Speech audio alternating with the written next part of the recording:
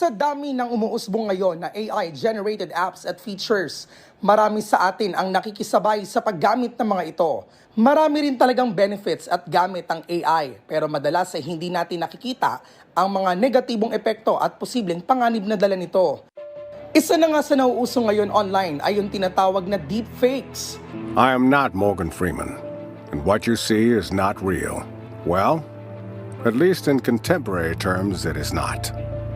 What if I were to tell you that I am not even a human being? Ang deepfake ay isang uri ng media na ginagamitan ng artificial intelligence o AI upang manipulahin o baguhin ang mga video at larawan. Kadalasan itong ginagawa upang lumikha ng mga peking video at pagmukhain itong totoo. Ito ay nakababahala dahil maaari itong magamit sa masasamang layunin tulad ng pandaraya, panloloko at pang-aabuso. Kaya naman ngayong umaga, alamin natin ang iba pang impormasyon tungkol sa deepfake at kung ano-ano nga ba ang mga posibleng panganib at banta na dala nito. Dito lang yan sa MIL 101. I would like to welcome you to the era of synthetic reality. Now, what do you see?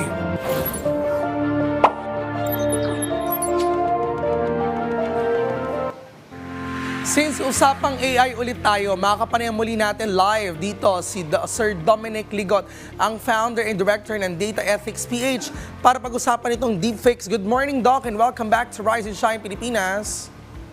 Ay, magandang umaga po. Alright, good morning. Para mas maintindihan po ng ating mga manonood, mga ka-RSP, ano po ba itong deepfakes? Okay, yung word na deepfake, it's a combination of two words, two terms, deep learning tsaka fake image o fake video. Yung deep learning, yan yung sinasabi nating AI. It's yung ability na ng AI ngayon to get many types of information. In this case, mga pictures, mga video, and then nakakagawa na siya ng fake versions or synthetic. Dati kasi ini-edit lang ng mga tao yung mga mukha. Ngayon, you can produce a totally original or totally new image or video from existing footage. Alright, Doc, we understand na maraming klase itong deepfake. Ano po ba yung mga klase nito at paano ito nag-work?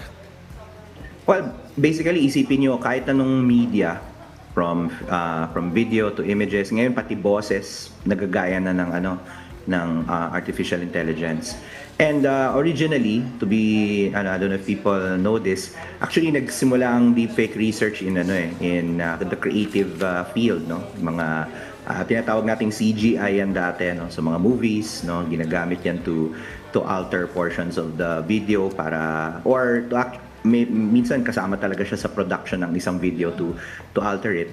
Pero because nga nag-advance na yung hardware at software ngayon, kaya nang gawin ng kahit sino yan, kahit laptop lang yan, or kahit sa cellphone, there are apps that you can do simple deepfakes on. So medyo laganap na yung practice.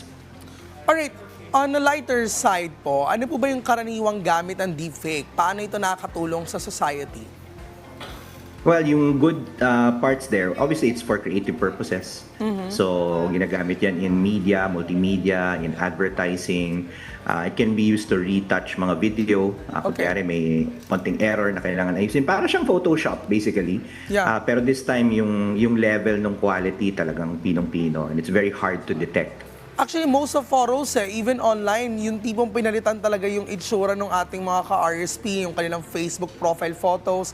Pero we wanna know sa risk part naman, ano po ba yung mga posibleng hindi magandang gamit nitong deepfake? Well, kahit anong synthetic media, syempre, pag ginamit yan for bad reasons. No? For example, may tinatawag tayong identity theft. Pag sinabing identity theft, ninanakaw yung identity mo. Actually, there were reports na financial transactions were done kasi may na-deepfake na CEO ng isang company or customer sa isang bangko. Minsan kasi hindi na, pag may video ka, assume mo, ang kausap mo talagang yung tao mismo. Pero these days, you can create mga a fake avatar of yourself, no? Kahit sa, kunyari, sa mga video calls, sa mga Zoom, may mga apps where you can appear as a totally different person.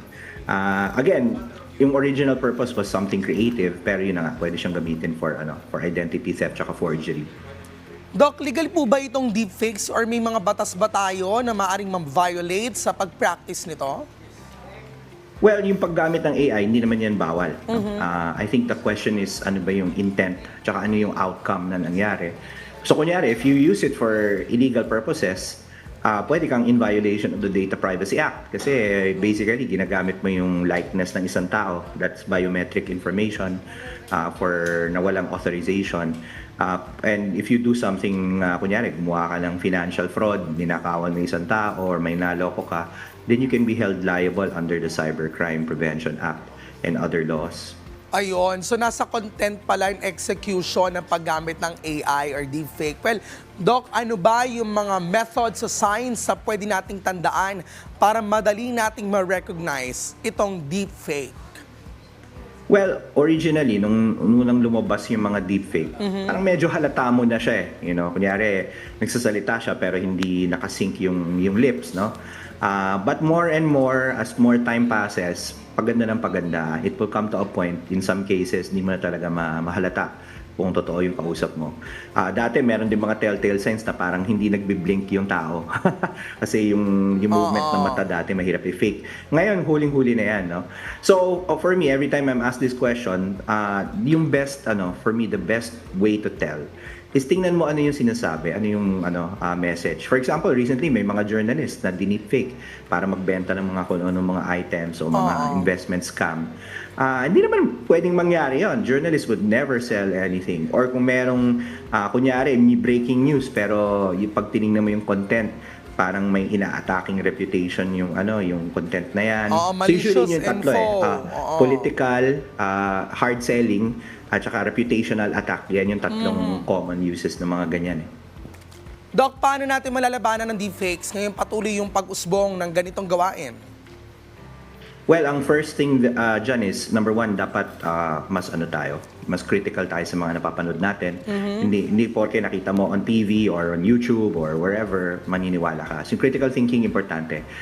Number two, dapat i-report natin siya first to the platform. Kasi very strict ang, kunyari, Facebook and YouTube about yung deepfakes na ginagamit to attack or reputation ng tao or for illegal purposes, report agad yan. And then finally, kung meron na may damage na nangyari sa inyo, you can always reach out to the Data Privacy or National Privacy Commission. Tsaka kung merong financial fraud na nangyari o feeling nyo ginagamit kayo for illegal purposes, then report na natin sa PNP Cyber yan kasi kasama yan sa cybercrime. Alright, oo, para maiwasan na mamaya, akusahan talaga na tayo ang may gawa. No? Well, anyway, on that note, Dr. Dominic Ligot, maraming salamat sa pagiging kasama namin ngayong umaga para pag-usapan ito. O mga ka-RSP, may bago na naman po tayong natutuhan ngayong umaga. Kaya, laging tandaan, maging mapanuri at huwag basta tumatanggap at naniniwala sa anumang impormasyon na ating naririnig o nakikita. Dahil minsan, mapaninlang ang teknolohiya.